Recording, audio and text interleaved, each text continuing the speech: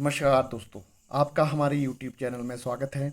आशा करता हूँ आप सभी ठीक होंगे और आप अपनी पढ़ाई को अच्छे तरीके से कर रहे होंगे। तो आज मैं आपके लिए एक नया सीरीज़ शुरू कर रहा हूँ नई सीरीज़ शुरू कर रहा हूँ जिसका नाम है NCERT का इतिहास।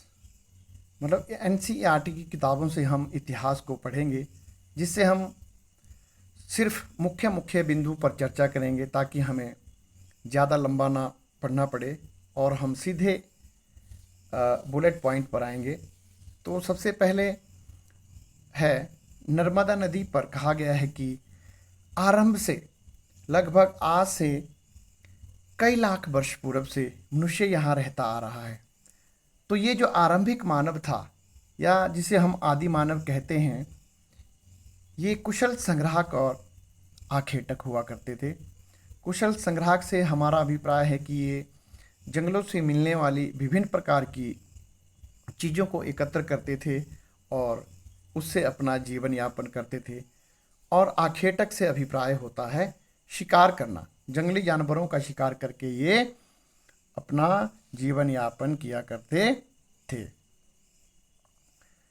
नेक्स्ट बिंदु है कि सुलेमान और किरथर की पहाड़ियाँ, जो सुलेमान और किरथर की पहाड़ियाँ हैं, जो भारत के उत्तर पश्चिम में, या जो आज का पाकिस्तान है उसके उत्तर पश्चिम में स्थित है। यहाँ से मनुष्य ने लगभग 8000 वर्ष पूर्व सबसे पहले गेहूं तथा जौ को उपजाना आरंभ किया और भेड़, बकरी, गाय, बैल जैसे पशुओं को पालतू बनाया। इसके साथ साथ उत्तर पूर्व में गारो और मध्य भारत में भी कृषि का विकास साथ साथ हुआ। सबसे पहले चावल विंध्य के उत्तरी भाग में उपजाया गया। अगला बुलेट पॉइंट है सिंधु तथा इसकी सहायक नदियाँ। सिंधु तथा इसकी सहायक नदियों के किनारे लगभग 4700 वर्ष पूर्व नगर फले फूले और इनका विकास हुआ। और गंगा तथा इसकी सहायक नदियाँ, इनके किनारे नगरों का विकास लगभग 2500 वर्ष पूर्व हुआ। अगला मुख्य बिंदु है कि इंडिया शब्द की उत्पत्ति कैसे हुई।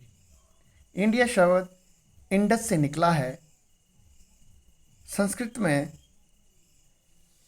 जिसे सिंधु कहा जाता है।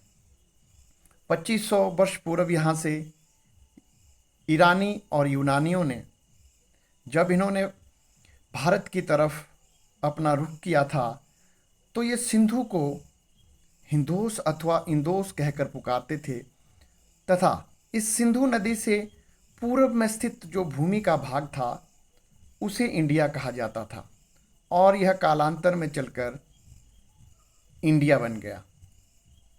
एक अन्य बात भी प्रचलित है कि भारत के उत्तर पश्चिम में भरत नाम का, किस नाम का? भरत नाम का एक समूह रहा करता था, लोगों का समूह रहा करता था, जिसके नाम पर भारत का नाम पड़ा। ऋग्वेद में इसका वर्णन मिलता है। अगला मुख्य बिंदु है पांडुलिपि। पांडुलिपि को इंग्लिश में मैन्यूस्क्रिप्ट कहते हैं। पांडुलिपि का मतलब है हाथ द्वारा लिखी हुई पुस्तकें। प्राचीन समय में जब कागज का आविष्कार नहीं हुआ था, तो जो हमारे पूर्वज थे वो ताड़पत्र पर या भुर्ज की पेड़ की छाल पर लिखा करते थे। इसको मैन्यूस्क्रिप्ट कहा जाता है। दूसरा है अभिलेख। अभिलेख उसे कहा जाता है जो कठोर सतह पर लिखे जाते हैं, जैसे पत्थरों पर हो गए या लोहे, तांबे या दूसरी कई धातुओं, जो विभिन्न प्रकार की धातु हैं, उन पर लिखे जाते थे। उसको बोलते हैं अभिलेख। अभिलेख का आरंभ सम्राट अशोक ने किया। सम्राट अशोक से आरंभ माना जाता है भारत में इसका। तो इसके मुख्य बिंदुओं में और हैं कि कृषि का आरंभ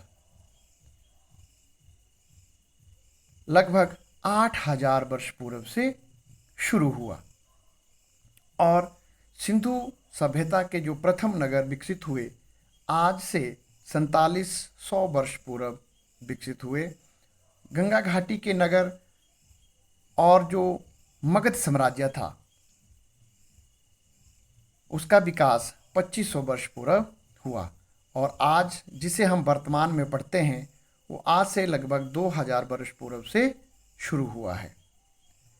तो अगर हम इसका कंक्लूजन करें तो नर्मदा घाटी में जो लोग रहते थे वे आखेटक तथा खाद्य संग्राहक थे। मगध पहला सबसे बड़ा राज्य था। सिंधु तथा सहायक नदियों के किनारे आरंभिक नगर बसे और गंगा घाटी और इसकी नदियों की किनारे 2500 वर्ष पूर्व के नगर बसने शुरू हुए। नगरों का विकास हुआ और गारों की पहाड़ियों में आरंभिक कृषि हुई। तो ये थे इस अध्याय के मुख्य बिंदु। इसमें से विभिन्न प्रकार के प्रश्न पूछे जा सकते हैं कि अतीत का अध्ययन हम क्यों करते हैं।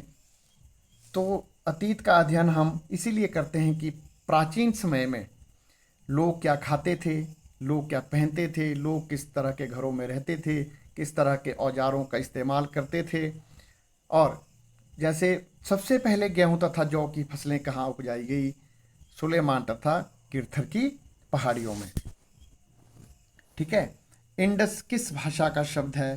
तो इंडस संस्कृत भाषा का शब्द है जिसका मतलब होता है सिंधु।